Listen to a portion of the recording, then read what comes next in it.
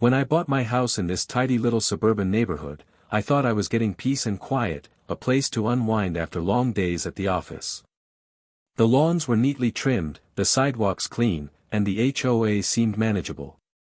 That is, until I met Karen. Karen introduced herself within minutes of my moving truck pulling up. Mid-50s, bleach blonde bob, clipboard in hand like it was surgically attached. She didn't say, "Welcome to the neighborhood." Instead, she led with, "Just so you're aware, we take the HOA rules very seriously here." At first, I brushed it off. Every community has its watchdog. I even played along, smiling politely as she rattled off violations from other neighbors. The Wilsons leave their trash cans out too long, or that teenager on the corner doesn't mow often enough. I kept nodding, just trying to get through the conversation. Then she started showing up unannounced. "Your garage door was open for over 10 minutes yesterday. That's against HOA guidelines. Is that a sunflower in your garden? We only allow roses or hydrangeas in the front yard. You left your hose out overnight. That's a safety hazard." I stayed cordial always, but inside I was getting tired. I paid my dues on time. I kept my property clean. I even printed out the HOA manual and read it cover to cover just to be sure I wasn't in the wrong. But Karen, she didn't want compliance. She wanted control. One morning, I woke up to a bright orange notice taped to my front door. Code violation, unapproved structure. The violation? A small wooden bench I had placed near my front porch, handmade by my late grandfather. That was the last straw. Karen was standing across the street with a smug smile, her arms folded. I could see her watching me read the notice, waiting for my reaction. I waved, smiled back, and gave her a thumbs up. Because what Karen didn't know, what nobody in this neighborhood knew, was that I wasn't just another homeowner. I work for the city. More specifically, I'm the regional director for code enforcement. I oversee every code officer in this district. Every complaint, every ticket, every appeal. The moment I saw that orange slip, I didn't feel anger. I felt opportunity. I went inside, poured myself a cup of coffee, and made a few calls. By noon, I had the name of the officer who issued the violation, the timestamp, and, surprise, it had come directly from a citizen tip. Guess who filed it? Karen was about to learn the hard way that not only had she barked up the wrong tree, she'd picked the exact wrong person to try to intimidate. I didn't respond to the violation right away. Instead, I watched. That same afternoon, I took a walk around the block. Karen was in her front yard pruning her hedges.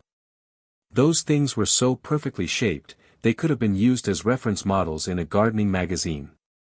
As I passed by, she pretended not to notice me, but I saw the smirk twitching on her lips. "Lovely weather," I said casually. She replied without looking up. "Enjoy your bench while you can." I smiled, said nothing, and kept walking. Back home, I logged into the internal code enforcement system and pulled up my case. The complaint had been submitted anonymously, but the officer's notes were telling. Bench reported by resident at 2114 Magnolia. HOA says structure violates exterior uniformity clause, guess whose address that was. Now, normally I stay out of neighborhood enforcement matters. It's considered a conflict of interest. But this wasn't just a neighborhood issue anymore. It was a misuse of city resources. Karen had weaponized city code enforcement to settle an HOA-style grudge. That's not just petty. It's a violation of municipal policy. I called Officer Ramirez, the one who left the notice. "Hey, Ramirez, it's me, Anderson. Quick question about a violation on Magnolia Street." "Oh," he said immediately, sounding tense. "Yeah, I didn't realize it was your address, sir." "No harm done. Just curious what prompted the notice." "I got a call from a woman on the HOA board. She insisted it was a code violation. Said the bench was a hazard and aesthetically non-compliant. Honestly, I didn't think it was a big deal, but she was relentless. Did she mention her name? I think she said Karen something. Bingo. I thanked him, then pulled up the HOA's bylaws. Sure enough, the rules did mention structures requiring HOA approval, but not decorative items like benches, especially if they didn't obstruct walkways or alter landscaping. Mine was well within limits. Still, Karen had taken it a step further. She had falsely escalated a non-issue to the city level. I could have dropped the violation instantly, but I had a better idea. I scheduled a meeting. The following week, I emailed the HOA board and asked to attend their next meeting as a guest. I didn't mention my title. I simply said I had some questions about rule interpretations and would appreciate clarification. They agreed. The night of the meeting, I arrived early. Karen didn't look pleased to see me. She kept her eyes on her clipboard and muttered, "Let's try to keep this short." As the meeting began, I let them go through the usual motions: budget updates, landscaping complaints, pool maintenance.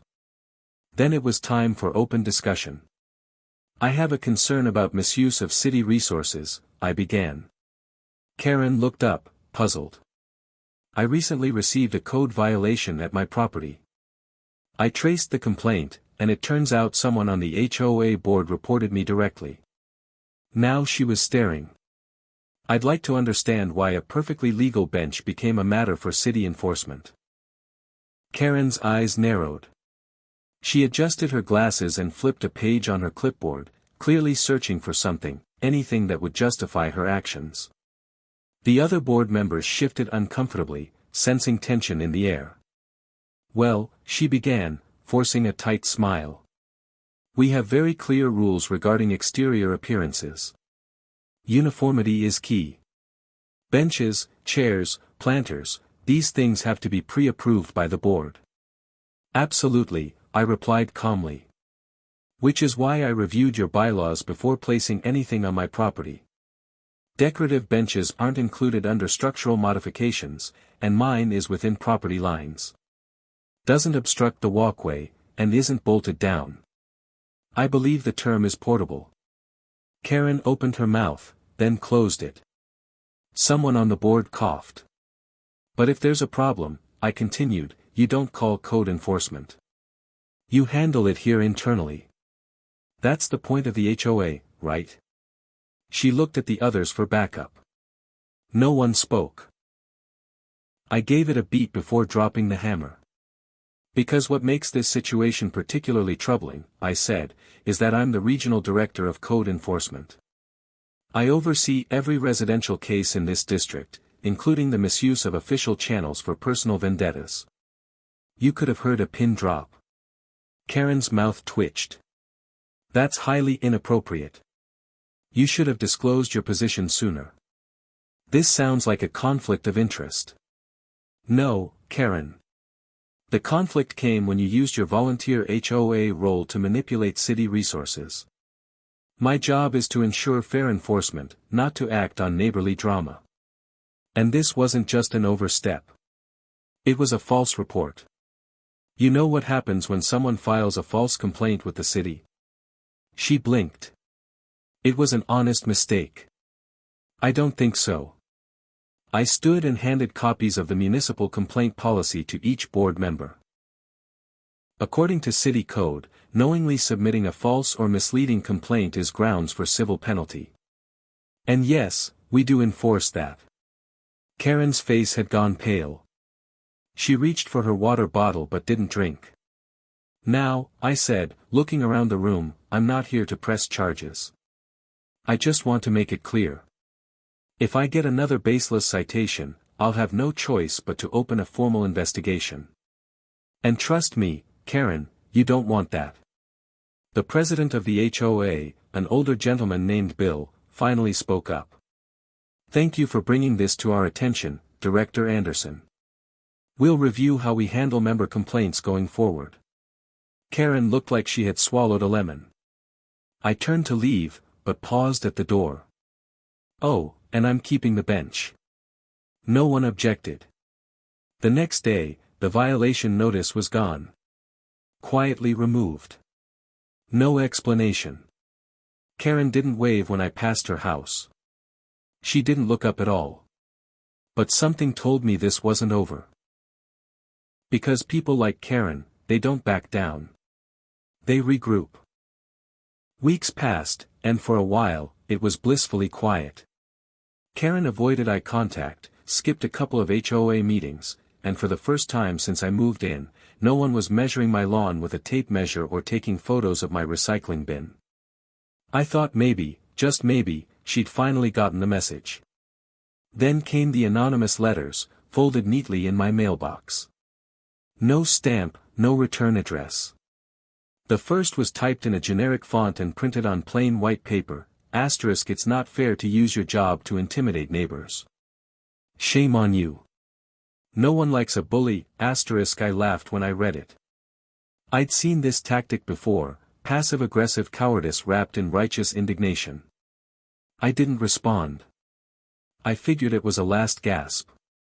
Then came letter number 2, you're being watched, cute. Then the third, *, if you're such a stickler for rules, maybe you should check your own backyard. That shed looked suspiciously close to the property line. That one made me pause because it meant someone was back there watching. Probably Karen. I checked my backyard cameras. Sure enough, the motion sensors had picked up someone creeping near the fence line the night before. I couldn't make out a face, but the silhouette was unmistakably feminine. Short, with a bob haircut. That was enough. I documented everything, photos, letters, timestamps, and filed an internal incident report. Not because I wanted to go after her, but because this wasn't just HOA nonsense anymore. It was harassment. Then I made a second call to the HOA president, Bill. Hey, Bill. Just giving you a heads up.